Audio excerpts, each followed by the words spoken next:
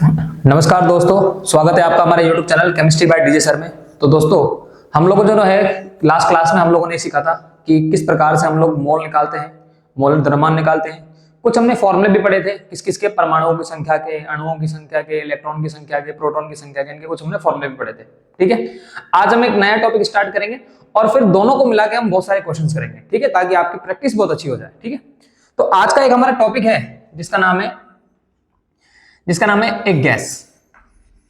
थोड़ा गैस के बारे में समझ लेते क्या होता है। देखिए, गैस के बारे में यह है कि हमारे पास गैस के है ना दो इक्वेशंस को हम है ना डिफाइन कर सकते हैं। कैसे? देखिए, गैस को मैं डिफाइन कर रहा हूं।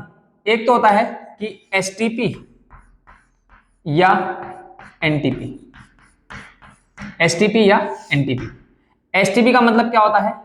इसका मतलब होता है स्टैंडर्ड टेम्परेचर प्रेशर। इसका मतलब होता है नेचुरल टेम्परेचर प्रेशर।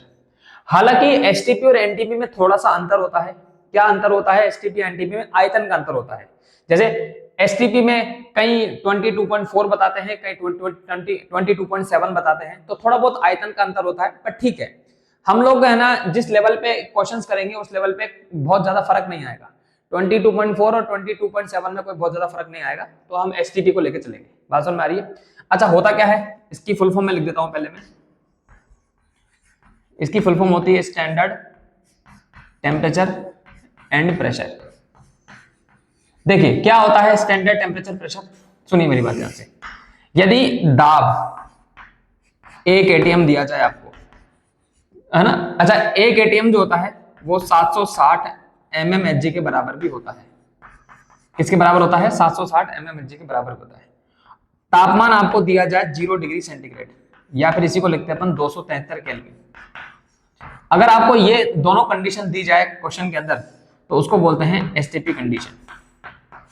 लेकिन इसमें कुछ प्रॉब्लम है। प्रॉब्लम क्या है? आईयूपीएसी ने पहले स्टार्टिंग में, प्रारंभ में एसटीपी को माना था दाब 1 एटीएम और टेम्परेचर माना था कितना? 273 केल्विन। लेकिन बाद में आईयूपीएसी ने क्या करा, उन्होंने माना कि स्टैंडर्ड जो प्रेशर होता है वो 1 एटीएम की जगह 1 बार मान लिया, और टेम्परेचर जो है वो अभी भी 0 डिग्री सेंटीग्रेड रखा। ये तो है न्यू, नई अवधारणा, और यह है ओल्ड। आसान में आ रही है? तो प्रारंभ में 1 एटीएम को स्टैंडर्ड माना था, बाद में 1 बार को स्टैंडर्ड मान लिया। हालांकि इसमें कोई बहुत बड़ा अंतर नहीं होता। क्यों नहीं होता अंतर? क्योंकि हम ये जानते हैं कि 1 एटीएम जो होता है वो लगभग बराबर 1.013 बार होता है। क्या होता है? 1 एटीएम बराबर 1.013 बार होता है। तो इसको मैं ऐसे भी तो लिख सकता हूं, 1 एटीएम लगभग बराबर कितना? 1 बार। 1 एटीएम लगभग बराबर 1 बार। तो आप ये देखिए कि 1 एटीएम इज इक्वल टू होता है 1.013 बार, या 1 एटीएम लगभग बराबर किसके? 1 बार के। तो 1 एटीएम और 1 बार में कोई बहुत बड़ा अंतर नहीं है कि हम कंफ्यूज हो रहे हैं कि एटीएम लगाए कि बार लगाए। कोई बहुत बड़ा अंतर नहीं है। अंतर सिर्फ किसका है? 0.013 का।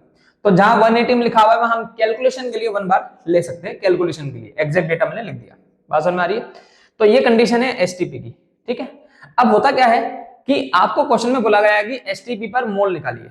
सुनिए मेरी बात ध्यान से। देखिए, एसटीपी पर मोल निकालने का फॉर्मूला जो होता है वो क्या होता है?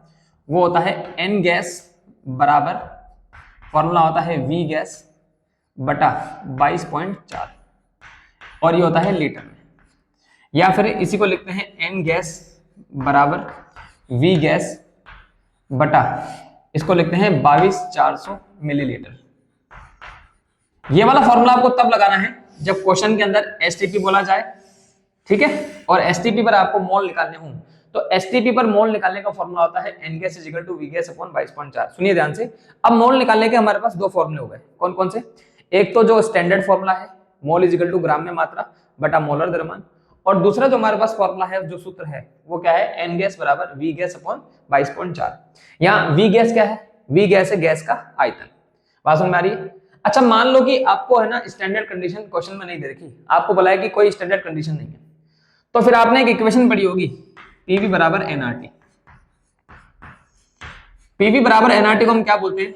इसको बोलते हैं आदर्श गैस समीकरण। क्या बोलते हैं इसको? आदर्श गैस समीकरण। देखिए इसके अंदर क्या क्या होता है, सुनिए ध्यान से। पी यहां पर किसको दर्शाता है? P यहाँ पर दर्शाता है प्रेशर को या दाब को। P किसको दर्शाता है? प्रेशर को या दाब को। और दाब जो होता है उसकी क्या क्या यूनिट्स या क्या क्या इकाई हो सकती है? तो दाब की इकाई एटीएम हो सकती है, दाब की इकाई बार हो सकती है। बात समझ में आ रही है? अभी हमने लिखा था कि 1 एटीएम जो होता है वो लगभग किसके बराबर होता है? 760 mmHg के। 1 एटीएम किसके बराबर होता है? 760 mmHg के। इसी प्रकार से V जो है वो यहाँ पर किसको दर्शाता है? V दर्शाता है आयतन को। आयतन की क्या क्या इकाइयां हो सकती है? आयतन की लीटर हो सकती है इकाई, डीएम क्यूब हो सकती है, मिलीलीटर हो सकती है, सेंटीमीटर क्यूब हो सकती है। ये इतनी सारी इकाइयां हो सकती है। अच्छा, इनमें रिलेशन क्या होता है? एक रिलेशन ये होता है कि 1 लीटर जो होता है, 1 लीटर वो 1 डीएम क्यूब के बराबर होता है। यानी कि कहीं अगर ऐसे लिखा हुआ जाए 5 डीएम क्यूब, क्या लिखा हुआ जाए? 5 डीएम क्यूब, तो 5 डीएम क्यूब का मतलब 5 लीटर ही होता है। 1 लीटर और 1 डीएम क्यूब एक ही बात होती है। इसी प्रकार से 1 ml और 1 सीसी भी एक ही बात होती है। ml और सीसी भी एक ही बात होती है। सीसी मतलब होता है सेंटीमीटर क्यूब, तो 1 ml और 1 सीसी एक ही बात होती है। ठीक है, एक रिलेशन आपको क्या याद रखना है कि 1 लीटर जो होता है वो 10 की घात -3 मीटर क्यूब के बराबर होता है, या फिर 1 मीटर क्यूब जो होता है वो 10 की घात 3 लीटर के बराबर होता है। एक आपको ये रिलेशन याद रखना है। ठीक है, एक तो क्या याद रखना है? 1 लीटर बराबर 1 डीएम क्यूब। एक याद रखना है 1 मिलीलीटर बराबर 1 सीसी। और एक आपको याद रखना है कि 1 मीटर क्यूब बराबर होता है 10 की घात 3 लीटर। एन यहाँ पे आपको पता ही है मोल है। आर यहाँ पर क्या होता है? देखिए, आर को बोलते हैं गैस नियतांक। क्या बोलते हैं आर को? गैस नियतांक।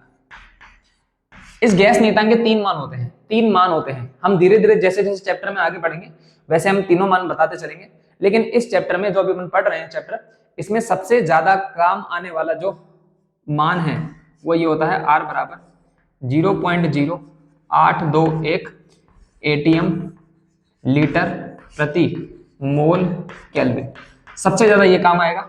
इसको आप ये भी लिख सकते हो, आर बराबर 1/12 एटीएम लीटर प्रति मोल केल्विन, है ना? ये आर का मान है। हालांकि 3 मान होते हैं, पर इस चैप्टर में सबसे ज्यादा हमारे फिलहाल यही काम आएगा। तो आप ये देखिए कि हमारे पास गैस को डिफाइन करने की 2 चीज हो गई। कौन कौन सी चीज हो गई? एक गैस एसटीपी पर डिफाइन हो और गैस पी बराबर एनआरटी से डिफाइन हो। बात समझ में आ रही है? चलिए आगे बढ़ते हैं इसके बाद। अब कुछ नोट पॉइंट ये है। क्या है नोट पॉइंट? सुनिए पहले एक बार, फिर क्वेश्चन करेंगे इसके ऊपर। क्या नोट पॉइंट है? नोट पॉइंट ये कि अगर कहीं आपके पास में लिखा हुआ जाए ग्राम परमाणु, क्या लिखा हुआ जाए? ग्राम परमाणु, या कहीं लिखा हुआ जाए ग्राम अणु, या फिर कहीं लिखा हुआ जाए ग्राम आयन। ग्राम परमाणु, ग्राम अणु या ग्राम आयन लिखा हुआ जाए तो इसका सीधा सा मतलब होता है मोल। क्या मतलब होता है? मोल। ये एक इंपॉर्टेंट कॉन्सेप्ट है, आगे काम आएगा अपने। ये ग्राम परमाणु, ग्राम अणु या ग्राम आयन को अपन मोल ही बोलते हैं। जैसे उदाहरण की बात करें, जैसे आपके पास में लिखा हुआ है कहीं 1 ग्राम परमाणु नाइट्रोजन। क्या लिखा हुआ है? 1 ग्राम परमाणु नाइट्रोजन। तो मैंने आपको क्या बोला कि कहीं अगर ग्राम परमाणु लिखा हुआ जाए इसका मतलब मोल होता है। तो 1 ग्राम परमाणु का मतलब हो जाएगा 1 मोल नाइट्रोजन, 1 मोल नाइट्रोजन। अब एक बात हमारे दिमाग में ये आती है, क्या आती है दिमाग में, कि नाइट्रोजन जो है वो N की फॉर्म में होगा या N2 की फॉर्म में होगा, क्योंकि नाइट्रोजन N की फॉर्म में भी होता है और N2 की फॉर्म में भी होता है। तो हमारे दिमाग में ये सवाल आता है कि नाइट्रोजन N की फॉर्म में होगा कि N2 की फॉर्म में होगा। उसके लिए आपको देखो पहले से ही आपको बात क्लियर कर रखी है, क्या कि 1 ग्राम परमाणु नाइट्रोजन। इसका मतलब यह है कि जो सैंपल है हमारा, सैंपल वो किस रूप में उपस्थित है? सैंपल हमारा नाइट्रोजन रूप में उपस्थित है। किस रूप में उपस्थित है? नाइट्रोजन रूप में उपस्थित है। बात समझ में आ रही है? इसलिए जो नाइट्रोजन होगा वो किस फॉर्म में होगा? N की फॉर्म में होगा। बात समझ में आ रही है? इसका मतलब 1 मोल नाइट्रोजन का मतलब यह है कि आपको मोल दे रखा है नाइट्रोजन का, कितना मोल दे रखा है? 1 मोल। मोल को किससे दर्शाते हैं? N से। कैपिटल N का मतलब क्या है? नाइट्रोजन। कितना मोल दे रखा है? 1 मोल। एक पॉइंट और सुनिए, कहीं अगर आपको दे रखा है 1 ग्राम अणु, 1 ग्राम अणु ऑक्सीजन, ये दे रखा है, तो 1 ग्राम अणु ऑक्सीजन का मतलब देखिए क्या होगा? ग्राम अणु दे रखा है। फिर से ग्राम अणु का मतलब क्या होता है? मोल। तो हमें क्या दे रखा है? 1 मोल। 1 मोल क्या दे रखा है? ऑक्सीजन। फिर से वही सवाल आता है कि ऑक्सीजन O की फॉर्म में है या O2 की फॉर्म में। तो देखिए ग्राम अणु, इसका मतलब ये है कि सैंपल किस रूप में उपस्थित है हमारा, सैंपल अणु रूप में उपस्थित है। किस रूप में उपस्थित है, अणु रूप में उपस्थित है। बात समझ में आ रही है। तो 1 मोल ऑक्सीजन का मतलब हो जाएगा 1 मोल O2 हो जाएगा। ठीक है, तो मोल कितना दे रखा है हमारे को, बेसिकली मोल दे रखा है 1 मोल, है ना। किसका मोल दे रखा है, O2 का। O2 का मोल कितना दे रखा है, 1 मोल। इसी प्रकार से एक ये है कि कहीं अगर गैस लिखा हुआ आ जाए या एसटीपी लिखा हुआ आ जाए तो नाइट्रोजन जो होगी, कहीं अगर गैस लिखा हुआ आ जाए तो नाइट्रोजन जो होगी वो N2 की फॉर्म में होगी, ऑक्सीजन जो है ऑक्सीजन वो O2 की फॉर्म में होगी। बात समझ में आ रही है। तो जब भी कभी कहीं गैस लिखा हुआ आ जाए या एसटीपी लिखा हुआ आ जाए तो नाइट्रोजन N2 की फॉर्म में होगी और ऑक्सीजन O2 की फॉर्म में होगी। तो ये कुछ नोट पॉइंट है जो आपको याद रखने हैं कि 1 ग्राम परमाणु दे दे तो क्या मानना है, 1 ग्राम अणु दे दे तो क्या मानना है। 1 ग्राम परमाणु इसका मतलब मोल दे रखा है, 1 ग्राम अणु इसका मतलब भी मोल दे रखा है। फिर अंतर क्या है, 1 ग्राम परमाणु का मतलब है सैंपल परमाणु रूप में है, 1 ग्राम अणु का मतलब है सैंपल अणु रूप में है। बात समझ में आ रही है। तो ये कुछ नोट पॉइंट है। अब हम कुछ क्वेश्चंस करेंगे, अच्छे क्वेश्चंस करेंगे ताकि आपको क्लियर हो चीजें। सुनिए ध्यान से। तो आपको स्क्रीन पर एक क्वेश्चन दे रखा है कि एसटीपी पर 11.2 लीटर CO2 गैस के मोल ज्ञात कीजिए। तो देखिए हम क्या करेंगे। सबसे पहले हमें क्या दे रखा है, एसटीपी। तो मैंने अभी आपको बताया था कि एसटीपी पर मोल निकालने का फॉर्मूला क्या होता है, एन गैस बराबर वी गैस अपॉन 22.4 लीटर। बात समझ में आ रही है। अब कौन सी गैस दे रखी है अपन को, CO2 गैस। तो हम क्या करेंगे, NCO2 बराबर क्या लिखेंगे, VCO2 बटा नीचे कितना आ जाएगा 22.4। क्यों, VCO2 आपको कितना दे रखा है 11.2 लीटर बटा नीचे कितना आ जाएगा 22.4 लीटर। तो हमारे पास मोल कितना आ गया, आधा मोल, या फिर इसको मैं लिख सकता हूं 0.5 मोल। ठीक है, नेक्स्ट। अगला सवाल आपकी स्क्रीन पे क्या दे रखा है कि 18 ml जल में अणुओं की संख्या ज्ञात कीजिए। तो मैंने आपको बताया था अणुओं की संख्या कैसे निकाली जाती है। तो अणुओं की संख्या निकालने का फॉर्मूला मैंने आपको बताया था N × Na। ये मैंने आपको फॉर्मूला बताया था कि मोल को अगर Na से मल्टीप्लाई कर देंगे तो अणुओं की संख्या आ जाएगी। इसका मतलब यह है कि आपको पहले मोल निकालना पड़ेगा। क्यों, क्योंकि N × Na फॉर्मूला है और पूछा क्या जा रहा है हमसे अणुओं की संख्या, और दे क्या रखा है 18 ml जल। अब देखिए जल के लिए एक विशेषता होती है, देखिए सुनते हैं कि जल का जो आयतन अपन को क्वेश्चन में दे रखा है वो कितना दे रखा है 18 ml। 18 ml जल का आयतन हमें दे रखा है।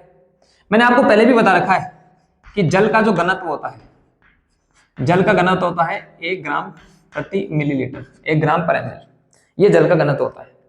हम क्या जानते हैं कि घनत्व बराबर जो होता है, घनत्व बराबर होता है द्रव्यमान बटा आयतन। घनत्व किसका, जल का, द्रव्यमान भी किसका, जल का, आयतन भी किसका, जल का। तो यहां से मुझे एक बात बताइए कि जल की मात्रा कितनी आ जाएगी, DH2 इंटू क्या आ जाएगा VH2। ठीक है, तो जल की जो मात्रा आएगी वो कितनी आ जाएगी, देखिए DH2, जल का घनत्व कितना है 1 ग्राम प्रति ml मल्टीप्लाई बाय जल का आयतन, वो कितना दे रखा है 18 ml। मिलीलीटर से मिलीलीटर कैंसिल हो गया, तो जल की जो मात्रा आ गई वो कितनी आ गई 18 ग्राम। ये तो आ गई जल की मात्रा। बात समझ में आ रही है। लेकिन हमसे क्या पूछ रहा है, अणुओं की संख्या। तो हम क्या करेंगे, पहले मोल निकालेंगे। मोल निकालने का फॉर्मूला मैंने आपको बता रखा है, मोल बराबर ग्राम में मात्रा बटा अणुभार। मोल किसके, जल के, ग्राम में मात्रा किसकी, जल की, अणुभार पे किसका, जल का। तो कितना आएगा, ऊपर आएगा 18, जल का मोलर द्रव्यमान होता है 18, कितना मोल आ गया ये 1 मोल। तो जल के मोल निकल गए 1 मोल। हमें क्या निकालना है, अणुओं की संख्या। तो जो अणुओं की संख्या आएगी, अणुओं की संख्या, उसका फॉर्मूला क्या है N × Na। मोल का मान कितना निकाला 1 मल्टीप्लाई बाय कितना Na। तो ओवरऑल अणुओं की संख्या कितनी आ जाएगी 6.02 × 10⁻23। This one is answer. बात समझ में आ रही है। चलिए अगला सवाल आपके स्क्रीन पे क्या दे रखा है कि 1 लीटर जल में अणुओं की संख्या ज्ञात करो। देखिए फिर से सेम क्वेश्चन है, 1 लीटर जल दे रखा है, तो जल का आयतन कितना दे रखा है बताइए। जल का आयतन दे रखा है 1 लीटर। 1 लीटर का मतलब हो जाएगा 1000 ml। आपको पता है कि 1 लीटर में 1000 ml होता है। अभी सेम प्रोसेस दोहराई थी अपन ने कि जल का जो घनत्व होता है वो कितना होता है 1 ग्राम प्रति ml। तो हमने पढ़ा था घनत्व बराबर क्या होता है द्रव्यमान बटा क्या होता है आयतन। क्यों? तो यहां से जल की जो मात्रा आ जाएगी वो कितनी आ जाएगी घनत्व इनटू क्या आ जाएगा VH2। तो आप मुझे ये बताइए जल का घनत्व कितना लिखा था अपन ने 1 ग्राम प्रति ml मल्टीप्लाई बाय कितना दे रखा आयतन 1000 ml। मिलीलीटर से मिलीलीटर कैंसिल हो गया तो जल की मात्रा जो आ गई वो कितनी आ जाएगी 1000 ग्राम। ये आ गई जल की मात्रा। अब हम क्या निकाल रहे हैं मोल। देखिए तो मोल किसके निकालेंगे जल के। मोल बराबर क्या होता है ग्राम में मात्रा बटा मोलर द्रव्यमान। ग्राम में मात्रा कितनी दे रखी 1000, मोलर द्रव्यमान कितना होता है 18। इसको सॉल्व करेंगे तो ये आएगा 55.5 मोल। कितना आएगा 55.5 मोल। हमसे क्या पूछ रहा है अणुओं की संख्या। तो क्या फॉर्मूला लगाओगे बोलो अणुओं की संख्या बराबर क्या फॉर्मूला बताया था मैंने n इंटू Na। मोल का मान कितना निकाला अपन ने 55.5 मल्टीप्लाई में कितना आ जाएगा Na। ये हमारे पास आ गई अणुओं की संख्या। इस प्रकार से हम अणुओं की संख्या निकालते हैं। बात समझ में आ रही है। चलिए अगला सवाल आपकी स्क्रीन पे क्या दे रखा है सुनिए कि 200 मिलीग्राम CO2 से 10 की घात 21 CO2 अणु हटा दिए जाएं तो शेष मोलों की संख्या क्या होगी। ध्यान से समझिएगा बहुत अच्छा क्वेश्चन है ये। सुनिए ध्यान से। सबसे पहले क्या बोला है कि 200 मिलीग्राम CO2 था प्रारंभ में अपने पास। कितना मिलीग्राम CO2 था 200 मिलीग्राम। तो हमारे पास प्रारंभ में CO2 की जो मात्रा थी वो कितनी थी 200 मिलीग्राम। 200 मिलीग्राम का मतलब हो जाएगा 200 गुणा 10 की घात माइनस का 3 मोल 3 ग्राम। ये क्या किया मैंने एक्चुअली में क्या हो रहा है 200 मिलीग्राम था मिली को लिख दिया 10 की घात माइनस 3। तो प्रारंभ में हमारे पास CO2 की कितनी मात्रा थी 200 गुणा 10 की घात माइनस 3 ग्राम थी। ठीक है चलिए अब हम क्या करेंगे इस 200 मिलीग्राम CO2 में ये चेक करेंगे कि 200 मिलीग्राम CO2 में कितना मोल होता है। तो हम क्या करेंगे देखिए CO2 के मोल बराबर CO2 की मात्रा बटा CO2 का मोलर द्रव्यमान। अब CO2 की मात्रा कितनी है 200 गुणा 10 की घात माइनस का 3 बटा नीचे आ जाएगा 44। बात समझ में आ रही है। तो जब हम इसको सॉल्व करेंगे तो कितना आएगा 4.54 गुणा 10 की घात माइनस का 3 मोल आ जाएगा। तो कहने का मतलब क्या है कि 200 मिलीग्राम CO2 में कितना मोल होता है 4.54 इंटू 10 की घात माइनस 3 मोल। इसका मतलब ये भी है कि प्रारंभ में हमारे पास CO2 के कितने मोल थे 4.54 इंटू 10 की घात माइनस 3 मोल है ना। ये थे प्रारंभ में अपने पास। प्रारंभ में CO2 के इतने मोल थे। ठीक है अब आगे क्या बोल रहा है कि उसमें से 10 की घात 21 अणु हटा दिए गए। ठीक है तो हमने क्या पढ़ा था देखिए अणुओं की संख्या बराबर क्या पढ़ते हैं अपन n इंटू Na। अब मुझे एक बात बताइए कितने अणु हटा दिए गए। तो अणुओं की संख्या जो हटाई गई वो थी 10 की घात 21 बराबर मोल किसके CO2 के इंटू Na का मान कितना आएगा 6.02 गुणा 10 की घात 23। तो यहां से CO2 के जो मोल आएंगे वो कितने आएंगे 10 की घात 21 10 की घात 23 कैंसिल हो गया तो यहाँ कितना बचेगा 100। तो ये बचेगा 1/6.02 गुणा 100। इसको जब अपन सॉल्व करेंगे तो ये आएगा 1.66 into 10 to the power minus का 3 मोल। बात समझ में आ रही है। कितना आ गया 1.66 into 10 to the power minus 3 mole. ये वो है जो हटाए गए हैं। क्या किए गए हैं हटाए गए हैं। दोबारा से समझा रहा हूं मैं सुनिए। प्रारंभ में हमारे पास 200 मिलीग्राम CO2 था तो हमने क्या किया 200 मिलीग्राम CO2 में पहले मोल निकाले। तो 200 मिलीग्राम CO2 में इतना मोल था तो ये प्रारंभ में मोल थे। अब उसमें से 10 की घात 21 अणु हटा दिए गए। देखिए 10 की घात 21 अणु हटा दिए गए तो अणुओं की संख्या का फॉर्मूला क्या होता है n इंटू Na। 10 की घात 21 अणु हटा दिए गए तो NCO2 into 6.02 into 10 to the power 23। यहां से CO2 के मोल आ गए कितने इतने। ये कौन से मोल है हटाए हुए मोल है। यानी कि 10 की घात 21 अणु में इतने मोल होते हैं और 200 मिलीग्राम CO2 में इतने मोल होते हैं। अब हमसे क्या पूछ रहा है शेष मोलों की संख्या। तो आप ही बताइए कि शेष मोलों की संख्या कैसे निकलेगी। ऑब्वियस सी बात है जो भी आपके पास में प्रारंभ में मोल थे कितने मोल थे प्रारंभ में 4.54 इंटू 10 की घात माइनस 3। उसमें से मैं माइनस कर रहा हूं कौन से हटाए हुए मोल जो कितने थे वो थे 1.66 इंटू 10 की घात माइनस 3। तो प्रारंभ मोल में से अगर मैं हटाए हुए मोल को माइनस कर दूंगा तो जब इसको अपन सॉल्व करेंगे तो कितना आएगा, सॉल्व करने पर ये लगभग आएगा 2.88 इंटू 10 की घात माइनस का 3 मोल, ये सॉल्व करने पर आएगा। तो हमने क्या किया, जो भी प्रारंभ में मोल थे उसमें से हमने क्या किया, हटाए हुए मोल को माइनस कर दिया, तो हमारे पास कौन सा मोल आ गया, शेष मोल आ गया। ठीक है, तो इसी प्रकार से हम और भी क्वेश्चन करते रहेंगे अगली क्लास में। तब तक के लिए अपना ध्यान रखिए। Thank you.